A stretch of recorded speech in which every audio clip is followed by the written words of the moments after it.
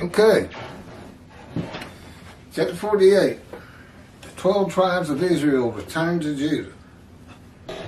Those are the tribes that were allotted lands in the promised land by Moses and Joshua. The priestly tribe, the Levites, were not given a land, but there's actually 13 tribes, and they all returned.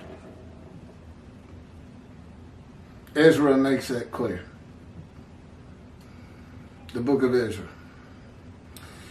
Now, this book is Isaiah 53 and the Day of the Lord. All of my videos are coming from chapters of either this book, all of this book, and the chapters of the second book he dictated to me, as he dictated the Torah to Moses, the life of God's righteous servant, Moshe, to show how I fit the verses of Isaiah 53. I mean, it's not everything in my life. It's really just all the bad things. Suffering, injuries, cancer, exposed to death. Okay, this is pretty long, so I'm going to get started on it. Oh, in addition, God also dictated, commanded, and directed each of the prophets of the book of the prophets to write their books. Everything in the Hebrew Bible came directly from God. He had men write it one way or another. Certainly the prophets did, wrote their own books. But probably would have helped with the writings, Ezra, Nehemiah, Chronicles 1, Chronicles 2, everything in there.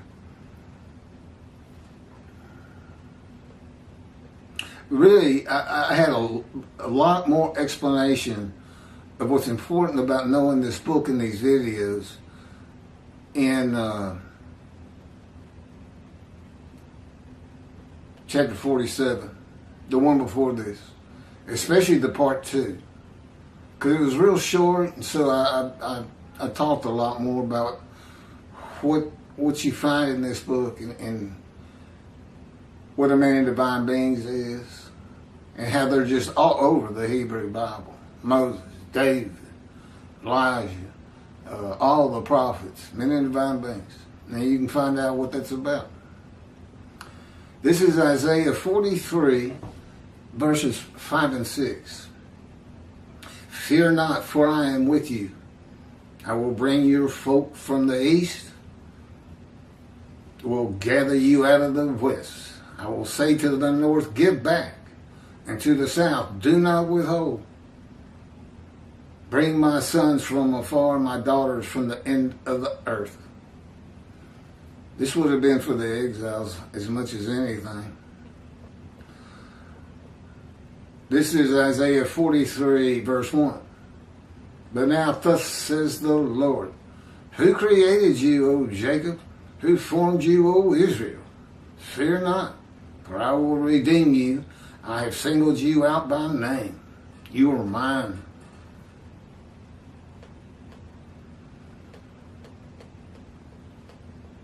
Our exiles were certainly redeemed. He anointed a Gentile, Cyrus of Persia, to become king of all the nations. King of all the nations. And he issued from, Persia had defeated Babylon, who had defeated Assyria and the Chaldeans. But it was Cyrus who issued a proclamation that all of the exiles could return to Jerusalem to build God's house, the second temple. And they did.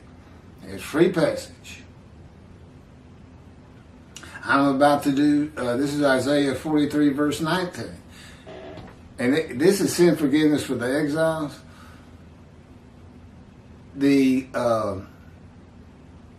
sin forgiveness of Jeremiah 31 is for the Roman dispersal, the diaspora, away from the promised land, or away from your country. That's Hebrew Bible, so it's away from the promised land. I'm about to do something new. Even now it shall come to pass. Suddenly ye shall perceive it. I will make a road through the wilderness and rivers in the desert. The road was that proclamation. Y'all are free to go. That's what he did. This is Isaiah 43, verse 25. It is I who, for my own sake, wipe your transgressions away and remember your sins no more. They became a holy seed and built the second temple. That was for him. He didn't deserve it. He's probably going to say the same thing about the third temple. They're going to tell him what else he'll have me write one day. Once this gets accepted by a multitude of people. I make the many righteous, and as my portion, I receive the many. That would be the many made righteous who follow me, heed me, listen to my words, promote me. And as my spoil, I receive the multitude. So the many grow. I don't know how long it's going to take. He's been with me 16 years now, preparing me. Keep telling him, let me out of this fire of refinement. Stop hurting me. It's emotionally and physically. Sleep deprivation. I found out I can stay up 4 straight nights.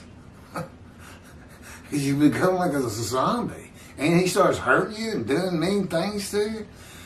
2, break your will, temper your emotions, calm your anger. Because after a while you can't even get angry anymore. You just take the pain, just try not to talk.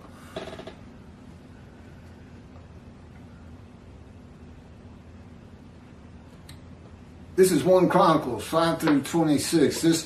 This chapter is actually in 3 parts. This is the first section. So the God of Israel roused the spirit of King Pul of Assyria, the spirit of King Tiglath-Pileser of Assyria, and he carried them away. Namely,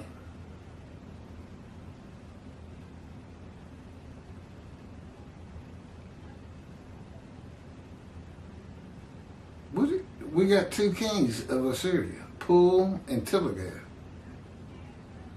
Just keep reading, he said. And he carried them away, namely, the Reubenites, the Gadites, and the half-tribe of Manasseh, and brought them to Hala, Habor, Hara, and the river Gozan, to this day. Those are the tribes that they didn't live in the Promised Land. They lived east of the river Jordan, adjacent to it. Apparently there was some nice land right across from the Promised Land.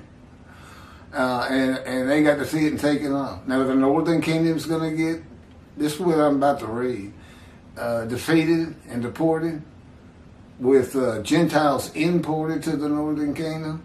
And eventually Judah is defeated by Babylon. Assyria defeated the northern kingdom and the tribes I just mentioned. In the days of King Pekah of Israel, King Tiglath-Pileser of Assyria, no, that's a different one, came and captured Ajan, Abel, Beth, Makkah, Jonah, Kedesher, Hazor, Gilead, Galilee, the entire region of Naphtali, and deported all the inhabitants to Assyria. That's 2 Kings, chapter 15, verse 29. In the 9th year of Hoshea, the king of Assyria captured Samaria. That's the northern kingdom. It's sometimes called the Samaria, sometimes Ephraim, and sometimes Israel. He deported the Israelites to Assyria and settled them in Hala, at the river Habor and the river Gozan, and in the towns of Media.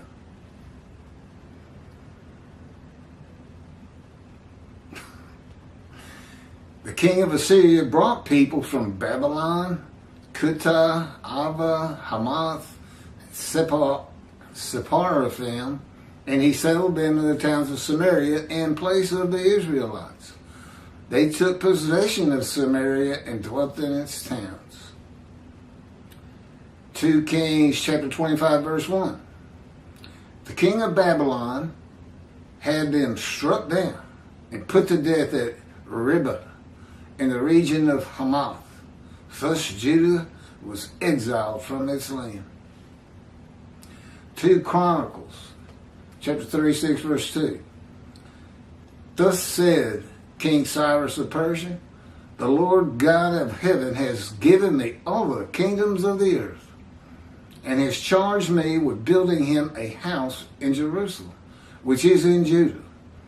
Jerusalem is actually in the lands of Benjamin, but all the kings all the kings of Judah rule from Jerusalem. So Benjamin's lands are considered part of Judah.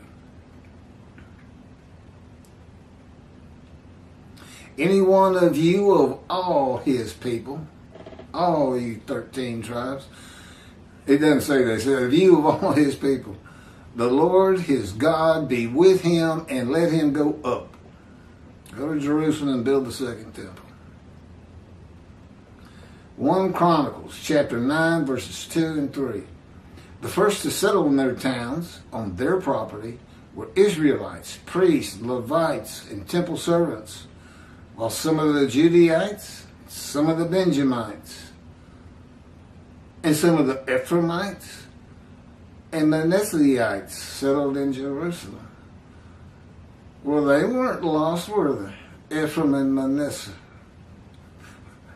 And Ezra makes it even more clear. Part 2 from the book of Ezra and Nehemiah. The following verses were written by men who were eyewitnesses of the return of all the tribes of Israel under the declaration of Cyrus of Persia, whom God anointed to clear the way for them to build the second temple. They testify that all 12 tribes and the tribe of the Levites returned to the lands of Judah and the lands of Benjamin. The lands of the kingdom of Samaria, the northern kingdom, sometimes called Ephraim and sometimes called Israel, were inhabited by Gentiles. Ezra chapter 3 verse 1. When the 7th month arrived, the Israelites being settled in their towns, the entire people assembled as one man in Jerusalem. There it is. That's the definition of the Jewish people being called Israel. They have to gather as one man. All of them. It's only happened twice. At Oreb, when God had Moses get all of the Israelites together, and they gathered as one man. And to a man agreed to be his people and to listen and to obey and abide by his laws, commandments, and directions they received from Moses. Ezra chapter 2 verse 70. The priests, the Levites, and some of the people, and the singers, gatekeepers, and the temple servants took up residence in their towns, and all Israel in their towns. Well, the people from the northern kingdom couldn't go back there. They're inhabited by Gentiles. So they came into Judah, which had been vacated during the exile, and the people who had lived there, it was some 70 years, were no longer alive, I guess, for the most part. And they just had to establish new residences, new towns for the exiles. Everybody living in the southern kingdom.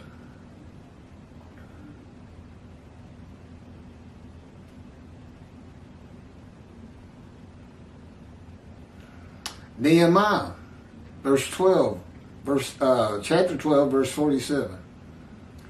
And in the time of Zerubbabel and the time of Nehemiah, all Israel, there it is again, contributed the daily portions of the singers and the gatekeepers, and made contribution for the Levites. And the Levites made sacred contributions for the Aaronites. I guess that's the clan of Aaron. Ezra, verse 8, again, chapter 8, verse 25. And I weighed out to them the silver, the gold, and the vessels, contribution to the house of our God, which the king, his counselors and officers, and all Israel who were present had made. Ezra chapter 8, verse 29. You want me to? God says the reason we got so many of these verses out is because of the teaching that there's 10 lost tribes. How could you possibly read Ezra and Nehemiah and come up with that and believe it's true and teach it? It's why they've been reckoned with and dismissed. There's more on that in chapter 47. There's a whole chapter called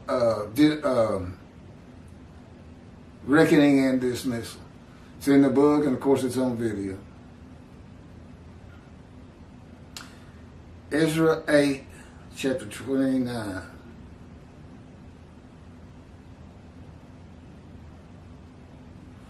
Guard them diligently until such time as you weigh them out in the presence of the officers of the priests and the Levites and the officers of the clans of Israel in Jerusalem in the chambers of the house of the Lord. Ezra chapter 9, verse 1. When this was over, the officers approached me, saying, this would have been Ezra, the people of Israel and the priests and Levites have not separated themselves from the peoples of the land whose abhorrent practices are like those of the Canaanites, the Hittites, the Perizzites, the Jebusites, the Amorites, the Moabites, the Egyptians, and the Amorites. Ezra, chapter 10, verse 5. So Ezra at once put the officers of the priests and Levites and all Israel under oath to act accordingly, and they took the oath. Nehemiah, chapter 1. He controls my thoughts and my words, and he's the one actually doing that. And it's because he wanted me to tell you that, I guess. He's mysterious, my friends. He's got a lot of personality. He can be quite humorous, when he's not tearing me to pieces in the fire of refinement, which is pretty rare, actually. Kind of had a good night. The day started out, I know he's here. Believe me, his power's around me. Both my feet are numb and tingling. I can feel pressure on my shoulders and my knees. I can hardly get out of this chair. And he thinks that's so funny. He does. I can see.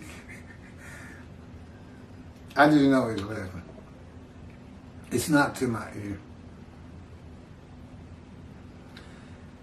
Let your ear, I just said ear.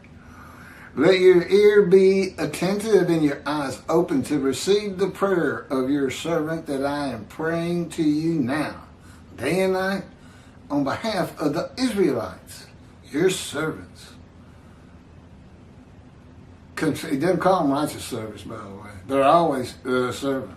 Which is funny, too, because just for Judaism says all the Jewish people gathered as one man, Israel, are the servant in his commentary. But he's saying they're the righteous servant of Isaiah 53, but he never uses that phrase. I don't know. It's peculiar.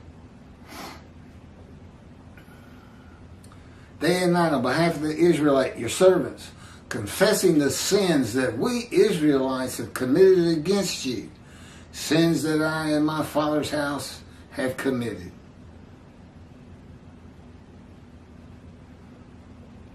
Chapter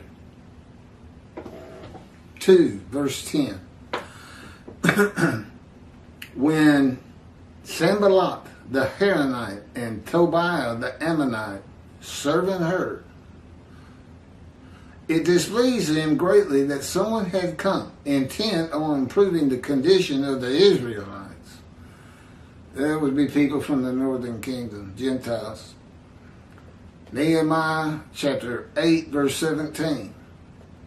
The whole community that returned from the captivity made booths and dwell in the booths? The Israelites had not done so from the days of Joshua son of Nun to that day. And there was very great rejoicing. Right, part of the high holidays. Nehemiah chapter 8, verses 1 and 2. On the 24th day of this month, the Israelites assembled, fasting in sackcloth and with earth upon them. Those of the stock of Israel separated themselves from all foreigners and stood and confessed their sins and the iniquities of their fathers. Day of Atonement, Yom Kippur beginning. Nehemiah chapter 11, verses 3 and 4. These are the heads of the province who lived in Jerusalem, in the countryside of Judah. The people lived in their towns, each on his own property. Israelites, priests, Levites, temple servants, and the sons of Solomon's servants.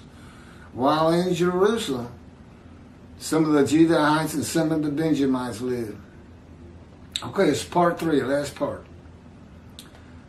The tribes of Reuben, Gad, and the half-tribe of Manasseh, and the northern kingdom of Samaria were deported northwest of Babylon, that would have been Iraq, and to the towns of Media, that would have been Iran, and the kingdom of Judah was deported to Babylon.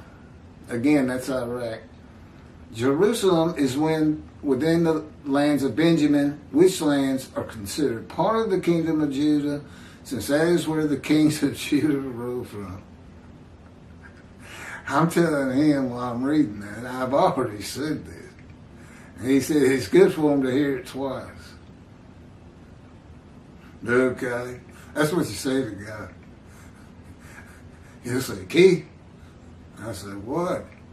Go do this, go do that. Or turn the TV up. And I'll say, okay. Because that's what you do with God. That's what you say all the time. Okay. He doesn't always. Actually, he rarely addresses me by name. If he says something, I know it's from me.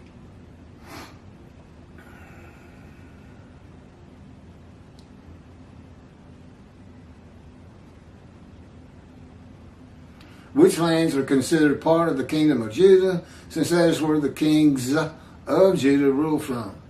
That is why there is an emphasis on the Judahites and Benjamites in the accounts of the return of the 12 tribes of Israel to the lands of Judah and Benjamin. Basically, what you see in Ezra and I assume Nehemiah, Ezra has got Manasseh and Ephraim. Those are the largest tribes. He just didn't mention all the tribes, the smaller tribes. Now, Judah, Ephraim, and Manasseh. Manasseh was so big they had to cut it in half. There's just half tribe of Manasseh. They're the ones that lived east of the River Jordan, and the other half lived in the Promised Land. And Benjamin is mentioned also for this very reason.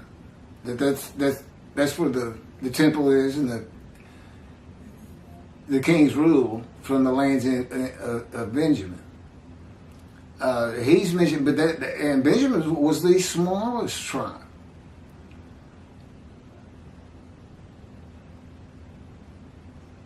I just keep thinking this is where this 10 tribes aren't in here came from. I don't know how you can read it that way, as you can tell.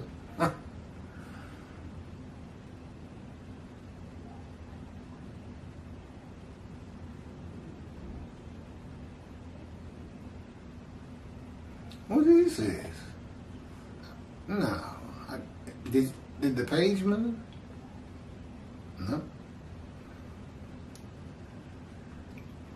When the 7th month arrived, the Israelites being settled in their towns, the entire people assembled as one man in Jerusalem. When the people Israel gather as one man, it is all 12 tribes and the Levites, the priestly tribe without an allotment of the promised land. Judahites and Benjamites alone are not Israel. though all reference to Israelites would include them. The first to settle in their towns on their property were Israelites, priests, Levites, and temple servants, while some of the Judaites and some of the Benjamites, some of the Ephraimites, and some of the Manassesites settled in Jerusalem. Ephraim and Manasseh were not lost tribes, as many believe and many rabbis teach from writings outside of the Hebrew Bible. I would suspect the Talmud or something from Rambam. It is said in writings by sages and rabbis that 10 of the 12 tribes of Israel became lost and did not return to Judah to build a second temple. There never were lost tribes according to the Hebrew Bible. And God, these are the words of God. This is God's chapter. Every bit of it. He taught it to me, and he said, Keith, go to your computer. Type this. 12 tribes of Israel returned to. All 12 tribes returned. And go to your Tanakh.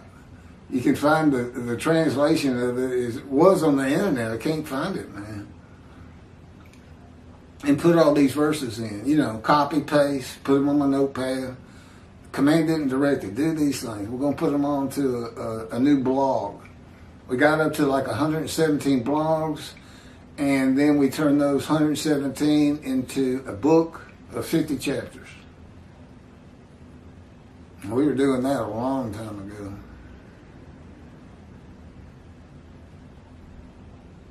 If there were lost tribes, then Isaiah wrote a prophecy of God that was false and was not fulfilled. Isaiah 43, verses 5 and 6. Fear not, for I am with you. I will bring you folk from the east. I will gather you out of the west. I will say to the north, give back. And to the south, do not withhold. Bring my sons from afar and my daughters from the end of the earth. Isaiah's prophecy is to all Assyrian Babylon exiles returning by the words of God. The return of the exiles to the land of Israel, given to Abraham, Isaac, and given to Abraham, Isaac, and Jacob by covenant, and partitioned among the 12 tribes of Israel by Moses and Joshua, is not just the Babylon exiles of Judah and Benjamin. It includes all the tribes that were defeated, deported, and exiled by the Assyrians before them. The Babylon exiles were the last to be deported to the vast lands of Babylonia, which was once Assyria, where all the exiles were, and by this time scattered far and wide throughout Babylonia along many different rivers. The Babylon exiles are all 13 tribes in Assyria, Babylonia. What they ought to be called is the Assyria, Babylon, Persian exiles.